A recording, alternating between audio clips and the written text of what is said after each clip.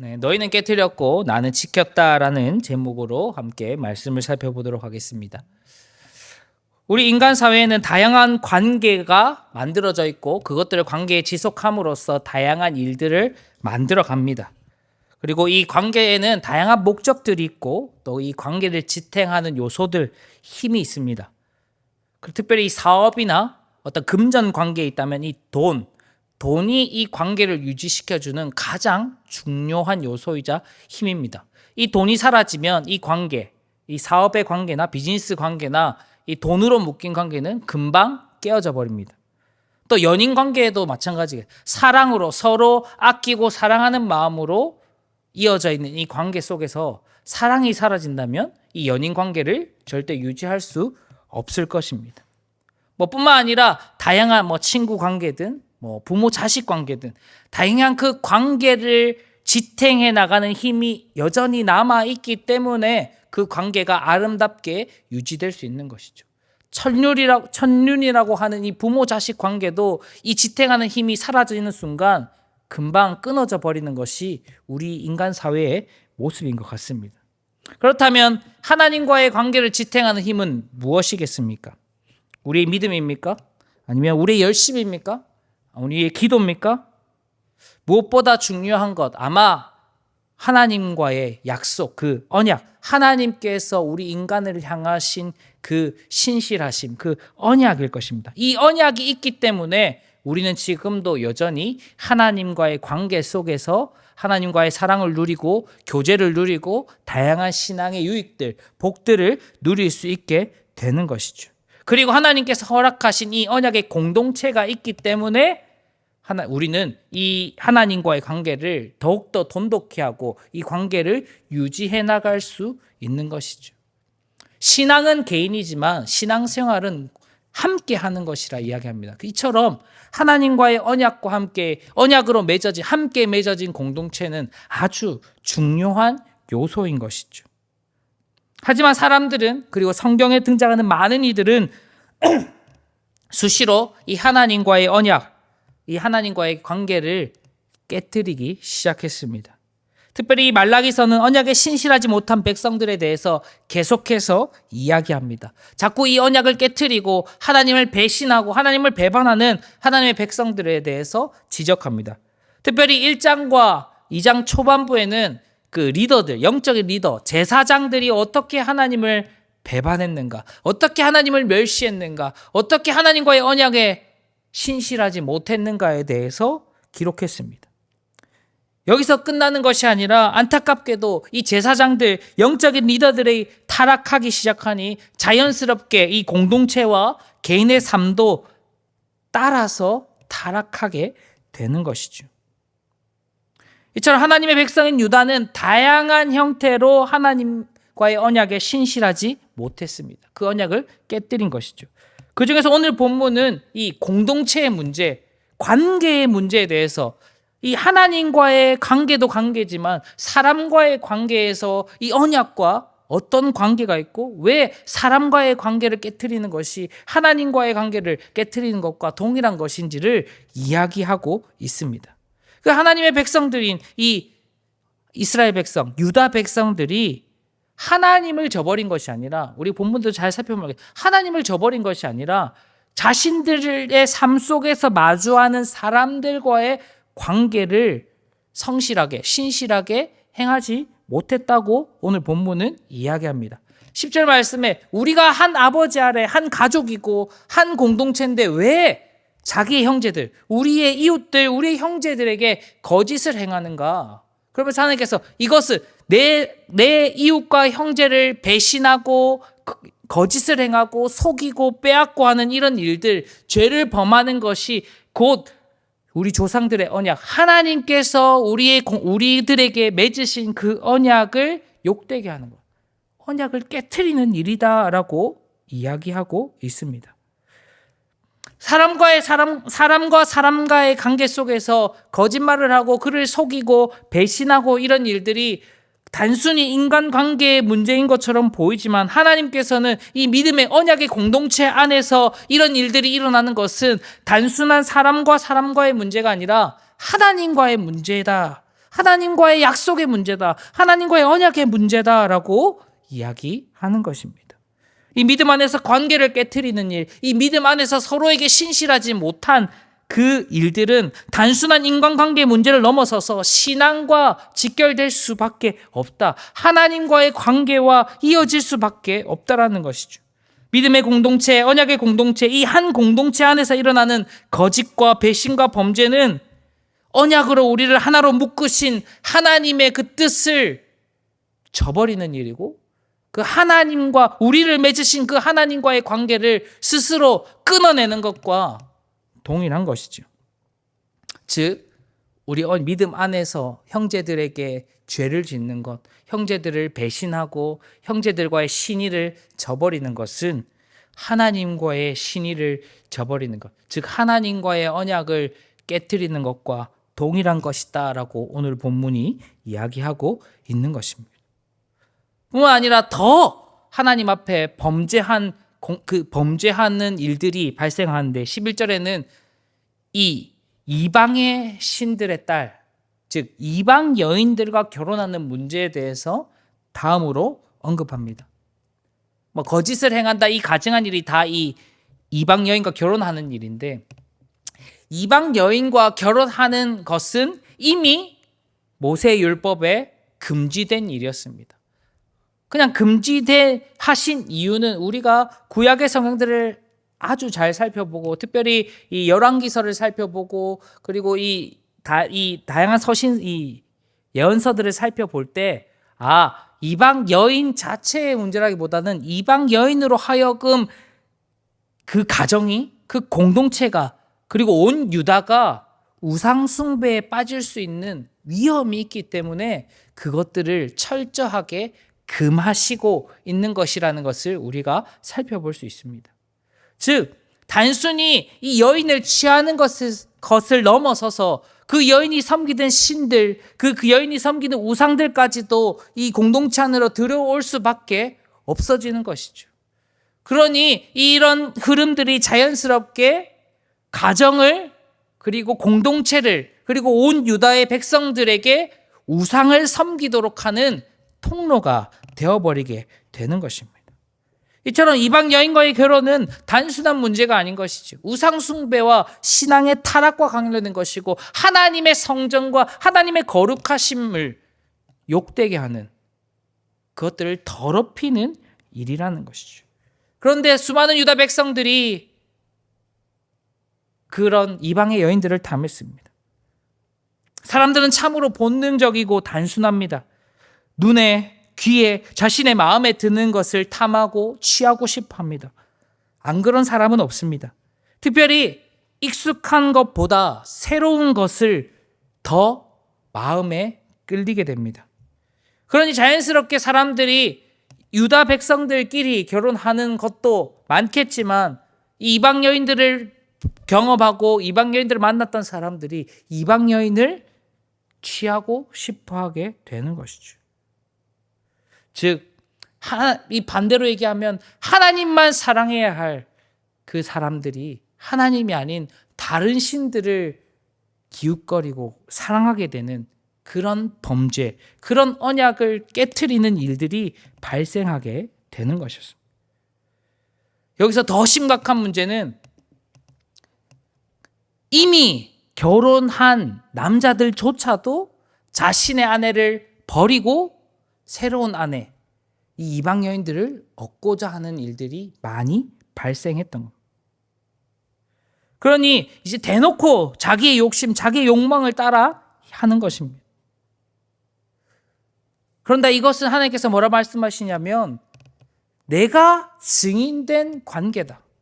즉, 사람과 사람 사이에서 애정이 있어서, 특별한 이유가 있어서 서로에게 약속을 하고 혼인 서약을 하고 그렇게 해서 만들어진 그런 관계가 아니라, 창세기의 말씀처럼 하나님께서 하나로 맺으신 하나님의 언약 안에서 하나된 가정, 한몸된 것이 부부인데, 인간들이 자신의 욕심을 따라서 이 하나님과의 약속, 하나님이 증인 되신 그 약속을 깨트려 버리고 자기가 원하는 사람들을 재혼하는 그런 일들이 발생하는 것. 즉 하나님께서 만드신 이 부부, 가정, 그리고 이 공동체의 모든 문제들을 깨트리는 일, 그것이 하나님과의 언약을 깨트리는 것과 동일한 것이다 라고 오늘 본문이 계속해서 이야기하고 있는 것입니다. 즉 이 모든 것은 하나님께서 세우신 모든 관계를 깨트리는 것이고, 이것은 하나님 안에 있는 우리의 거룩함, 하나님의 거룩하심, 그리고 하나님 백성의 거룩함을 깨트리는 것이고, 하나님과의 언약을 깨트리는 일인 것이죠.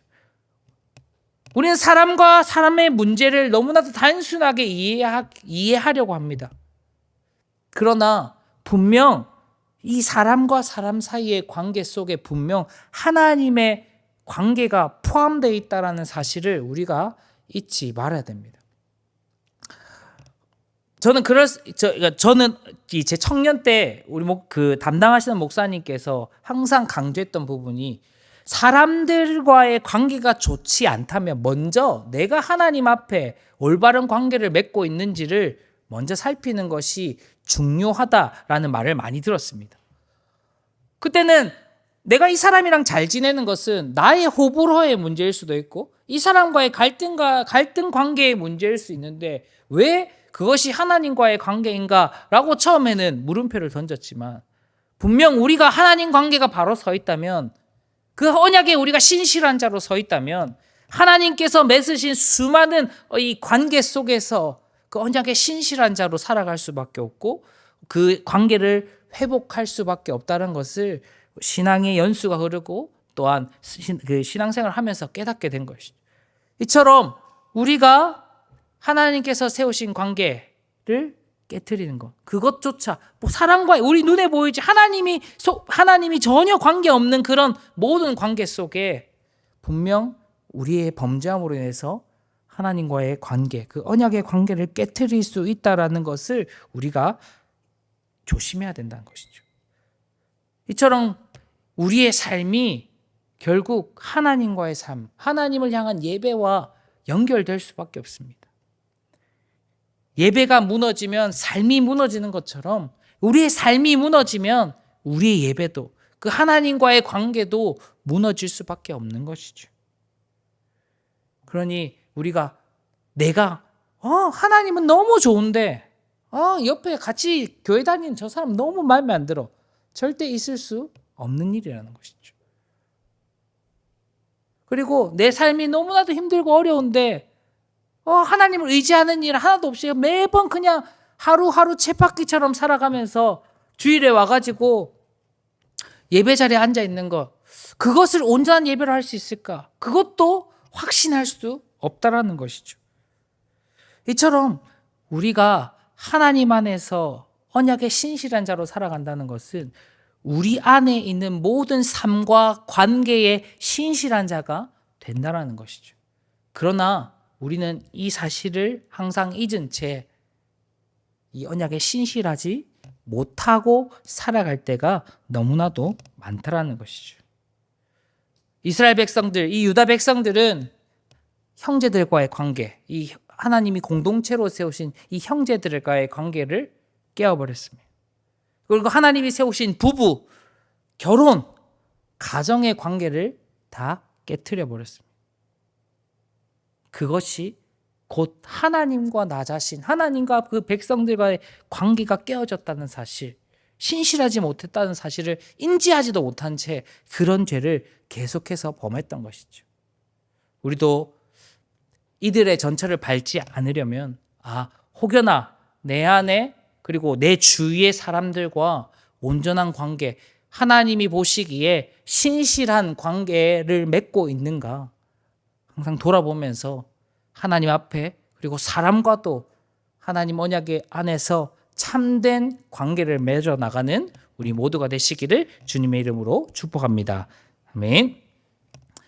인간들은 하나님의 언약에 신실하지 못했습니다. 그 관계에 신실하지 못했습니다. 그러나 하나님께서는 여전히 그 관계에 신실하시고 그 자리를 지키시는 분이십니다. 말라기서 3장 6절에는 나 여호와는 변하지 아니하나니, 하나님은 여전히 그 언약을 맺으신 그 자리에, 그리고 그 우리와 맺은 그 언약의 그 마음에, 그 장소에, 그 때에 그 뜻에 여전히 계신다라고 말씀합니다.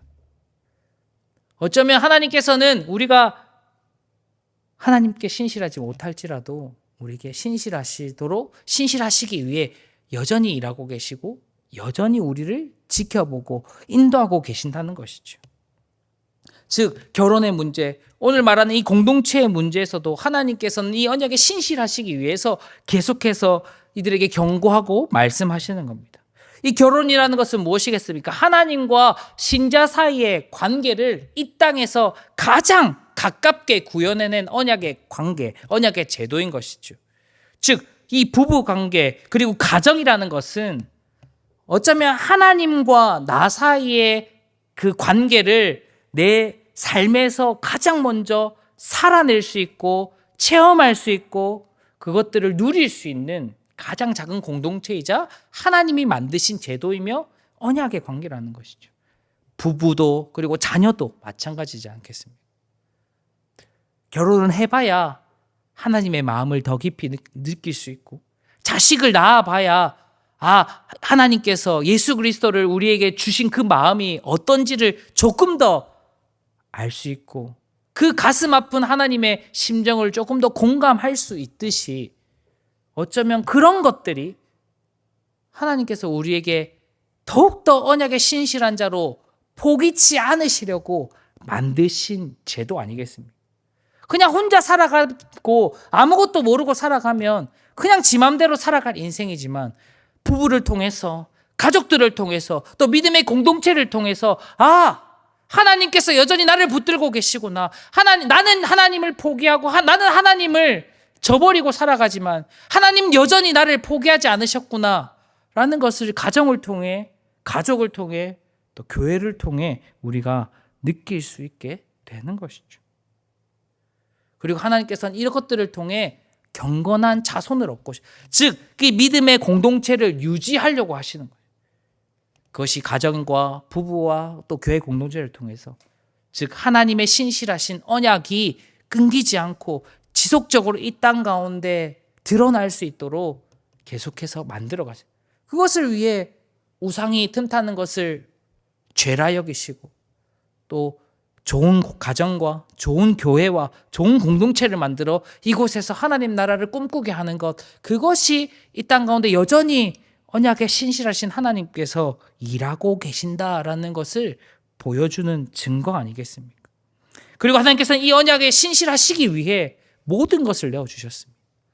독생자 예수 그리스도를 내어주심으로 죄 가운데 있는 우리를, 언약에 신실하지 못한 우리를 그리스도의 이름으로, 그 그리스도의 십자가로 언약의 신실한 자리로 다시 부르시고, 혹 우리가 언약에 신실하지 못할지라도 하나님께서는 끝까지 언약의 신실한 자로 남으시겠다고, 그 자리를 지키시겠다고 약속하신 것 아니시겠습니까?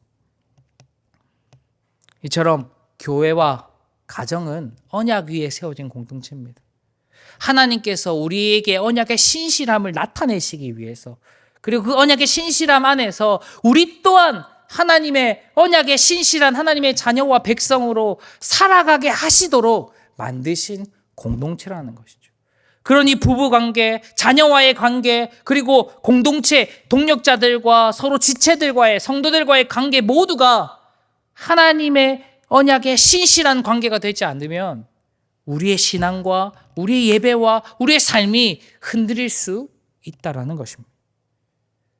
우리가 누림과 동시에 지켜나가야 하는 것이 바로 가정이고 교회인 것입니다. 그러나 이 시대에 가정은 무너졌습니다. 수많은 교회들이 흔들리고 있습니다. 그리고 개개인의 신앙들이 점점 흔들리고 무너지고 있습니다. 하나님이 계획하시고 하나님이 뜻하신 가정이 아니라 자기들이 원하는 방식들로 가정을 이루고 자신들의 욕망과 자신들의 뜻을 세우기 위해서 공동체를 만들기 시작합니다.